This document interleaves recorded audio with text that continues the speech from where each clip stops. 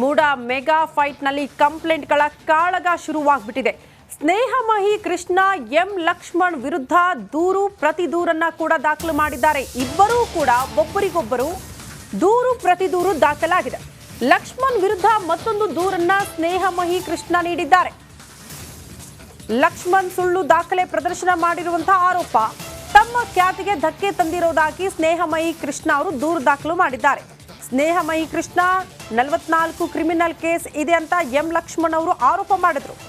ಲಕ್ಷ್ಮಣ್ ಆರೋಪಕ್ಕೆ ಆಕ್ಷೇಪಣೆ ಎತ್ತಿದ್ದಾರೆ ಈಗ ಸ್ನೇಹಮಯಿ ಕೃಷ್ಣ ಅವರು. ಹಾಗಾಗಿ ಮತ್ತೊಂದು ದೂರು ದಾಖಲಾಗಿದೆ. ಸುಳ್ಳು ಆರೋಪಗಳನ್ನು ಮಾಡೋ ಹಾಗಿಲ್ಲ, ನಿಜ ಆಗಿದ್ರೆ ದಾಖಲೆಗಳನ್ನು ಒದಗಿಸಬೇಕು ಅನ್ನೋದು ಸ್ನೇಹಮಯಿ ಕೃಷ್ಣ ಅವರ ಆರೋಪ. ಅಂದ್ರೆ ಆ ದೂರಿನಲ್ಲಿ ಉಲ್ಲೇಖ ಕೂಡ ಮಾಡಿದ್ದಾರೆ. ಎಂ ಲಕ್ಷ್ಮಣ್ ಅವರು ನಿಮ್ಗೆಲ್ಲ ಗೊತ್ತಿರಬಹುದು, ಈ ಮೂಡಾ ವಿಚಾರ ಮುನ್ನೆಲೆಗೆ ಬರ್ತಾ ಇದ್ದಂತೆ ಯಾವಾಗ ಸ್ನೇಹಮಯಿ ಕೃಷ್ಣ ಅವರು ಒಂದು ದೂರು ದಾಖಲು ಮಾಡ್ತಾರೋ ಸಿಎಂ ಸಿದ್ದರಾಮಯ್ಯನವರ ವಿರುದ್ಧ, ಆಗಲೇ ಒಂದು ಪ್ರೆಸ್ ಮೀಟ್ ಮಾಡ್ತಾರೆ. ಈ ಸ್ನೇಹಮಯಿ ಕೃಷ್ಣ ಅವರ ವಿರುದ್ಧ ಒಂದಷ್ಟು ಗಂಭೀರ ಆರೋಪಗಳನ್ನ ಮಾಡೋದಕ್ಕೆ ಮುಂದಾಗ್ತಾರೆ. ಈಗ ಇದೇ ಎಲ್ಲ ವಿಚಾರಕ್ಕೆ ಸಂಬಂಧಪಟ್ಟಂತೆ ಸ್ನೇಹಮಯಿ ಕೃಷ್ಣ ಅವರು ಮತ್ತೊಂದು ದೂರು ದಾಖಲು ಮಾಡಿದ್ದಾರೆ ಅನ್ನೋದರ ಡೀಟೇಲ್ಸ್ ಸಿಗ್ತಾ ಇದೆ. ಈ ಬಗ್ಗೆ ಮತ್ತಷ್ಟು ಡೀಟೇಲ್ಸ್ ಅನ್ನ ಕೊಡ್ತಾ ಹೋಗ್ತಾರೆ ನಮ್ಮ ಪ್ರತಿನಿಧಿ ವಿನೋದ್ ದೂರವಾಣಿ ಸಂಪರ್ಕದಲ್ಲಿ. ವಿನೋದ್, ಮೂಡಾ ಫೈಟ್ ಮುಗಿಯೋ ಲಕ್ಷಣ ಅಂತೂ ಕಾಣಿಸ್ತಾ ಇಲ್ಲ, ದಿನಕ್ಕೊಂದೊಂದು ರೀತಿಯ ಬೆಳವಣಿಗೆಗಳು. ಈಗ ದೂರು ಪ್ರತಿ ದೂರಿಗೆ ಸಂಬಂಧಪಟ್ಟಂತೆ ಏನ್ ಡೀಟೇಲ್ಸ್ ಕೊಡ್ತೀರಿ ವಿನೋದ್? ಶ್ರುತಿ, ಈಗಾಗಲೇ ಇದು ಸಿಎಂ ಅವರ ವಿರುದ್ಧವಾಗಿ ಪ್ರಾಸಿಕ್ಯೂಷನ್ಗೆ ಅನುಮತಿ ಕೊಟ್ಟ ನಂತರದಲ್ಲಿ ಮೈಸೂರಿನಲ್ಲಿ ದೂರಿನ ಸಮರ ಆರಂಭ ಆಗಿರುವಂತದ್ದು. ಈಗಾಗಲೇ ಸ್ನೇಹಮಯಿ ಕೃಷ್ಣ ಅವರ ವಿರುದ್ಧವಾಗಿ ಲಕ್ಷ್ಮಣ್ ಅವರು ಸಾಕಷ್ಟು ಗಂಭೀರವಾದಂತಹ ಆರೋಪಗಳನ್ನ ಮಾಡಿರುವಂತದ್ದು. ಇವರ ವಿರುದ್ಧ 44 ಕೇಸ್ಗಳಿದೆ. ಜೊತೆಗೆ ಈ ಒಂದು ಪ್ರಕರಣವನ್ನ ಮುಚ್ಚಿ ಹಾಕೋದಕ್ಕೆ, ಜೊತೆಗೆ ಈ ಒಂದು ಪ್ರಕರಣದ ಬಗ್ಗೆ ಮಾತನಾಡದೇ ಇರುವ ಹಾಗೆ 100 ಕೋಟಿಯನ್ನ ಕೇಳಿದ್ರು ಅಂತೇಳಿ ಒಂದಷ್ಟು ಗಂಭೀರವಾದಂತಹ ಆರೋಪಗಳನ್ನ ಮಾಡಿದ್ರು. ಈ ಬಗ್ಗೆ ಸ್ನೇಹಮಯಿ ಕೃಷ್ಣ ವಿರುದ್ಧ ಕೂಡ ನಗರ ಪೊಲೀಸ್ ಆಯುಕ್ತರಲ್ಲಿ ದೂರು ಕೂಡ ದಾಖಲು ಮಾಡಿದ್ದಾರೆ ಎಂ ಲಕ್ಷ್ಮಣ್ ಅವರು. ಇದಕ್ಕೆ ಪ್ರತಿಯಾಗಿ ಈಗಾಗಲೇ ಸ್ನೇಹಮಯಿ ಕೃಷ್ಣ ಅವರು ಕೂಡ ನನ್ನ ವಿರುದ್ಧ ಮಾಡಿರುವಂತಹ ಆರೋಪಗಳೆಲ್ಲವೂ ಕೂಡ ಸುಳ್ಳು, ನಾನು ಯಾವುದೇ ರೀತಿಯಾದಂತಹ ಹಣವನ್ನ ಕೇಳಿಲ್ಲ, ಯಾವುದೇ ರೀತಿಯಾದಂತಹ ಸಾಕ್ಷಿಗಳು ಕೂಡ ಲಕ್ಷ್ಮಣ್ ಅವರು ಇವತ್ತು ಕೂಡ ಬಿಡುಗಡೆ ಮಾಡ್ತಾ ಇಲ್ಲ, ಒಂದೇ ಒಂದು ದಾಖಲೆಯಲ್ಲಿ ಬಿಡುಗಡೆ ಮಾಡಲಿ ಅಂತ ಸವಾಲನ್ನ ಹಾಕಿ ಈಗಾಗಲೇ ದೇವರಾಜ ಪೊಲೀಸ್ ಠಾಣೆಯಲ್ಲೂ ಕೂಡ ದೂರನ್ನ ದಾಖಲು ಮಾಡಿದ್ದಾರೆ. ಒಂದು ರೀತಿಯಲ್ಲಿ ಸಿಎಂ ಅವರ ಪರವಾಗಿ ಎಂ ಲಕ್ಷ್ಮಣ್ ಅವರು ಕೂಡ ಆರಂಭದಿಂದಲೂ ಕೂಡ ಈ ಸರ್ಕಾರದ ಪರವಾಗಿ ಹೇಳಿಕೆಗಳನ್ನ ಕೊಡ್ತಾ ಬಂದಿದ್ದಾರೆ. ಕೆಪಿಸಿಸಿ ವಕ್ತಾರರು ಕೂಡ ಆಗಿದ್ದಾರೆ. ಒಂದಷ್ಟು ಏನೋ ಈಗಾಗಲೇ ವೈಟ್ಲರ್ ವಿಚಾರ ಇರ್ಬೋದು, ಪ್ರತಿಯೊಂದು ಹೇಳಿಕೆಗಳಲ್ಲೂ ಕೂಡ ಸಮರ್ಥಿಸಿಕೊಳ್ಳುವಂತಹ ಕೆಲಸವನ್ನ ಲಕ್ಷ್ಮಣ್ ಅವರು ಮಾಡ್ತಾ ಇದ್ದಾರೆ. ಈಗಾಗಲೇ ಸ್ನೇಹಮಯಿ ಕೃಷ್ಣ ಅವರು ಕೂಡ ತಾವು ಕೊಟ್ಟಿರೋ ದೂರಿನ ಆಧಾರದ ಮೇಲೆ ಸಾಕಷ್ಟು ಚರ್ಚೆಗಳು ನಡೆದಿದ್ದಾರೆ. ಜೊತೆಗೆ ಈಗಾಗಲೇ ಅವರ ದೂರಿನ ಆಧಾರದ ಮೇಲೆ ಈಗಾಗಲೇ ರಾಜ್ಯಪಾಲರು ಕೂಡ ಪ್ರಾಸಿಕ್ಯೂಷನ್ಗೆ ಅನುಮತಿ ಕೊಟ್ಟಿರೋದು. ಸೊ ಹೀಗಾಗಿ ದೂರು ಪ್ರತಿ ದೂರಿನ ಈ ಒಂದು ವಿಚಾರ ಎಲ್ಲಿಗೆ ಹೋಗಿ ತಲುಪುತ್ತೆ ಅನ್ನೋದು ಕೂಡ ಕಾತೊಡಬೇಕಾಗುತ್ತೆ. ಶ್ರುತಿ. ಓಕೆ ವಿನೋದ್, ಧನ್ಯವಾದಗಳು ತಮ್ಮೆಲ್ಲ ಮಾಹಿತಿಗೆ. ದರ್ಶನ್ ಜೈಲು ಫೋಟೋಗಳು ರಾಜ್ಯದಲ್ಲಿ ಹಲ್ಚಲ್ ಎಬ್ಬಿಸಿದೆ. ಕಾಟೇರ ರೌಡಿ ಶೀಟರ್ಗಳ ಜೊತೆ ಇದ್ದ ಫೋಟೋಗಳು ಸಂಚಲನ ಮೂಡಿಸಿದೆ. ಹಾಗಾದ್ರೆ ಆ ಫೋಟೋಗಳು ರಿವೀಲ್ ಆಗಿದ್ದು ಹೇಗೆ ತೋರಿಸ್ತೀವಿ ನೋಡಿ.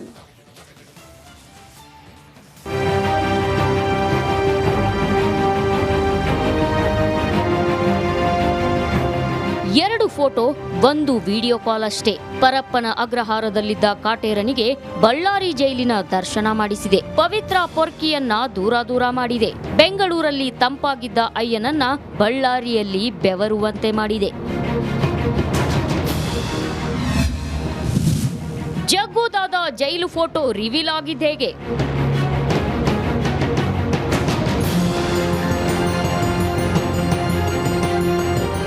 ದರ್ಶನ್ ಜೈಲಲ್ಲಿ ರೌಡಿ ಶೀಟರ್ಗಳ ಜೊತೆ ಇದ್ದ ಫೋಟೋ ರಿವೀಲ್ ಆಗೋಕೆ ಕಾರಣ ಮತ್ತದೇ ರೌಡಿ ಶೀಟರ್ಗಳೇ. ಇಬ್ಬರು ರೌಡಿ ಶೀಟರ್ಗಳ ನಡುವಿನ ಪೈಪೋಟಿ ಕೇವಲ ಪೈಪೋಟಿ ಮಾತ್ರವಲ್ಲ, ಬಿಲ್ಡಪ್ ಕೂಡ ನಿಜ. ಜೈಲಲ್ಲಿ ದರ್ಶನ್ ಅನ್ನ ನೋಡಿಕೊಳ್ಳೋಕೆ 2 ಗ್ಯಾಂಗ್ಗಳು ಪೈಪೋಟಿಗೆ ಬಿದ್ದಿದ್ವು. ವಿಲ್ಸನ್ ಗಾರ್ಡನ್ ನಾಗ ಸೈಕಲ್ ರವಿ ಗ್ಯಾಂಗ್ ಜಿದ್ದಾಜಿದ್ದಿಗೆ ಬಿದ್ದಿದ್ವು. ಜೈಲಿನಲ್ಲಿ ಇಬ್ಬರ ಜೊತೆಯೂ ಪೊರ್ಕಿ ಚೆನ್ನಾಗಿಯೇ ಇದ್ದ. ಒಮ್ಮೆ ವಿಲ್ಸನ್ ಗಾರ್ಡನ್ ನಾಗನ ಆತಿಥ್ಯ ಸ್ವೀಕರಿಸುತ್ತಿದ್ದ, ಮತ್ತೊಮ್ಮೆ ಸೈಕಲ್ ರವಿ ಹುಡುಗರ ರಾಜಾತಿಥ್ಯವನ್ನು ಪಡೆಯುತ್ತಿದ್ದ.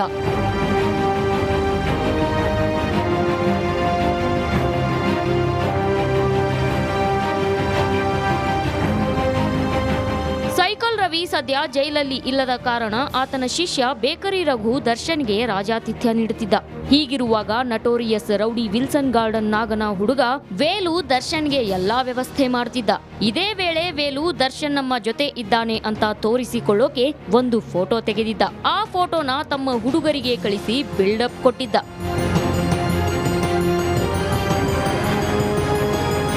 ವಿಲ್ಸನ್ ಗಾರ್ಡನ್ ನಾಗನ ಜೊತೆ ದರ್ಶನ್ ಸಿಗರೆಟ್ ಸೇದುತ್ತಿದ್ದ ಫೋಟೋ ತೆಗೆದಿದ್ದು ವೇಲು. ಅದು ಕೂಡ ಶೋಕಿಗಾಗಿ ತೆಗೆದಿದ್ದು. ಹುಡುಗರ ಮುಂದೆ ಬಿಲ್ಡಪ್ ಕೊಡೋಕೆ ಕ್ಲಿಕ್ಕಿಸಿದ್ದು. ಆದ್ರೆ ಮಿಕಾ ಆಗಿದ್ದು ಮಾತ್ರ ದಾಸ. ಬೆಂಗಳೂರಿನಿಂದ ಬಳ್ಳಾರಿಗೆ ಎತ್ತಂಗಡಿಯಾಗಿದ್ದು ಮಾತ್ರ Kaatera. Nagaraj, crime bureau, Republic Kannada. ಒಂದು ಮರ್ಡರ್ ಸ್ಟೋರಿ ಹಿಂದೆ ಸಾವಿರಾರು ಉಪಕಥೆಗಳು ಬಂದ್ ಹೋಯಿತು. ಪರಪ್ಪನ ಅಗ್ರಹಾರದಿಂದ ಬಳ್ಳಾರಿ ಜೈಲಿನ ಪ್ರಸಂಗವೂ ಮುಗಿದೋಯ್ತು. ಇದೀಗ ಲಿಪ್ಸ್ಟಿಕ್ ರಾಣಿಗೆ ಇವತ್ತು ಲಕ್ ಕುಲಾಯಿಸುತ್ತಾ ಅನ್ನೋದು ಗೊತ್ತಾಗಬೇಕಾಗಿದೆ. ಈ ಕುರಿತ ಒಂದು ರಿಪೋರ್ಟ್ ಇಲ್ಲಿದೆ ನೋಡಿ.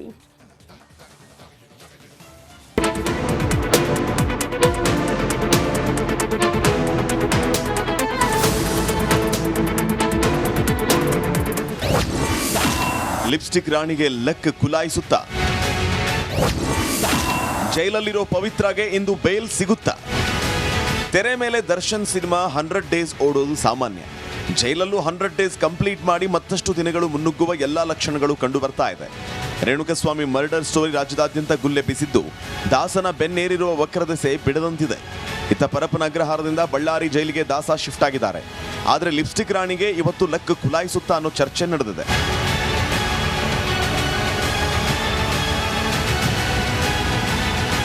ಹೌದು, ಸೆಂಟ್ರಲ್ ಜೈಲಿಂದ ರಿಲೀಸ್ ಆದರೆ ಸಾಕು ಅಂತ ಕಾಯುತ್ತಿರೋ ಪವಿತ್ರ ಗೌಡ ಬೇಲ್ಗಾಗಿ ಅರ್ಜಿಯನ್ನು ಸಲ್ಲಿಸಿದ್ಲು. ಅದರ ವಿಚಾರಣೆ ಇವತ್ತು ನಡೆಯಲಿದೆ. ಆದರೆ ಆರೋಪಿಗೆ ಬೇಲ್ ನೀಡದಂತೆ ಸರ್ಕಾರಿ ಪರ ವಕೀಲರು ಮನವಿಯನ್ನ ಮಾಡಿದ್ದು, ಇವತ್ತು ಬೇಲ್ ಸಿಗುತ್ತಾ ಇಲ್ವಾ ಅನ್ನೋದು ಗೊತ್ತಾಗುತ್ತೆ. ಅನುಕುಮಾರ್ ಜಾಮೀನು ಭವಿಷ್ಯವು ಇಂದೇ. ಪವಿತ್ರ ಗೌಡ ಮಾತ್ರವಲ್ಲದೆ A7 ಆರೋಪಿ ಅನುಕುಮಾರ್ ಜಾಮೀನು ಅರ್ಜಿ ವಿಚಾರಣೆ ಕೂಡ ಇವತ್ತೇ ನಡೆಯಲಿದೆ. ಇಬ್ಬರ ಜಾಮೀನು ಭವಿಷ್ಯ ಇವತ್ತು ಗೊತ್ತಾಗಲಿದ್ದು, ಮತ್ತೆ ಜೈಲ ಅಥವಾ ಬೇಲ ಅನ್ನೋದು ಗೊತ್ತಾಗುತ್ತೆ.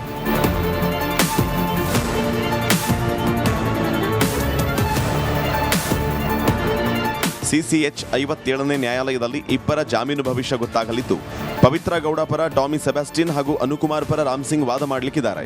ಇಂದು ಮಧ್ಯಾಹ್ನ 2:30ಕ್ಕೆ ಇಬ್ಬರ ಜಾಮೀನು ಭವಿಷ್ಯ ನಿರ್ಧಾರವಾಗಲಿದೆ. ನಾಗರಾಜ್, ರಿಪಬ್ಲಿಕ್ ಕನ್ನಡ, ಬೆಂಗಳೂರು.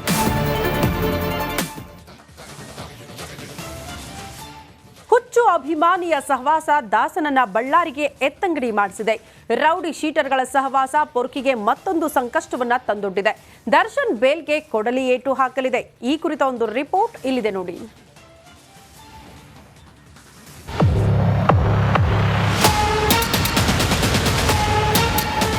ಒಂದು ಕೈಯಲ್ಲಿ ಸಿಗರೇಟು, ಮತ್ತೊಂದು ಕೈಯಲ್ಲಿ ಕಾಫಿ ಮಗ್ಗು, ಪಕ್ಕದಲ್ಲಿ ರೌಡಿ ಶೀಟರ್ಸು, ಜೈಲಲ್ಲಿದ್ದುಕೊಂಡೇ ವಿಡಿಯೋ ಕಾಲು. ಇಷ್ಟೇ ಅಲ್ಲ, ಬೆಡ್ ಮೇಲೆ ಭೂಪತಿಯ ಫೋಟೋ.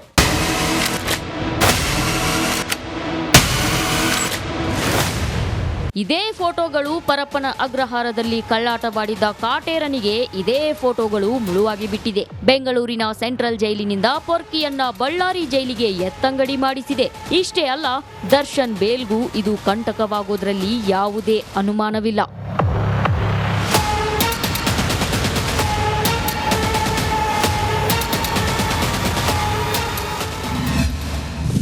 ರೌಡಿ ಶೀಟರ್ಗಳಿಂದ ದರ್ಶನ್ ಬೇಲ್ಗೆ ಕಂಟಕ. ಕಾಟೇರ ಬಿಡುಗಡೆ ಭಾಗ್ಯ ದೂರ ದೂರ ದೂರ.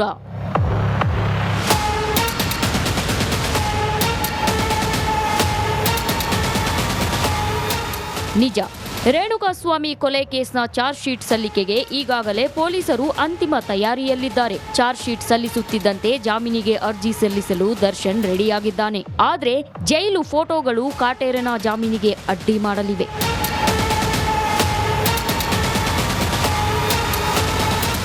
ಎಸ್, ಸಾಮಾನ್ಯವಾಗಿ ದರ್ಶನ್ ಜಾಮೀನು ಅರ್ಜಿ ಸಲ್ಲಿಸಿದಾಗ ಸರ್ಕಾರಿ ವಕೀಲರು ಆಕ್ಷೇಪಣೆ ಸಲ್ಲಿಸುತ್ತಾರೆ. ಈ ವೇಳೆ ದರ್ಶನ್ ಜೈಲಲ್ಲಿ ರೌಡಿ ಶೀಟರ್ ಜೊತೆ ಗುರುತಿಸಿಕೊಂಡಿದ್ದೇ ಪೊಲೀಸರಿಗೆ ಅಸ್ತ್ರವಾಗುತ್ತೆ. ನಟೋರಿಯಸ್ ರೌಡಿ ವಿಲ್ಸನ್ ಗಾರ್ಡನ್ ನಾಗ, ರೌಡಿ ಶೀಟರ್ ಧರ್ಮ, ಬೇಕರಿ ರಘು ಜೊತೆ ಕಾಣಿಸಿಕೊಂಡಿರೋದು ಖಾಕಿಗೆ ಬ್ರಹ್ಮಾಸ್ತ್ರವಾಗುತ್ತೆ. ಅಷ್ಟಕ್ಕೂ ಅದ್ಹೇಗೆ ಅಂತ ಹೇಳ್ತೀವಿ ಕೇಳಿ.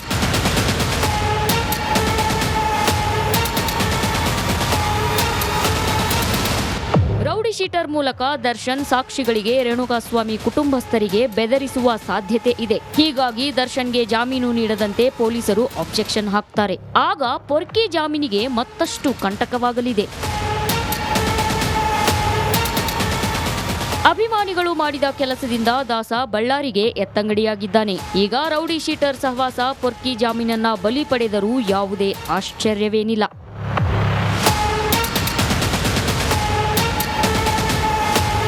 Dhruvaraj, crime bureau, Republic Kannada.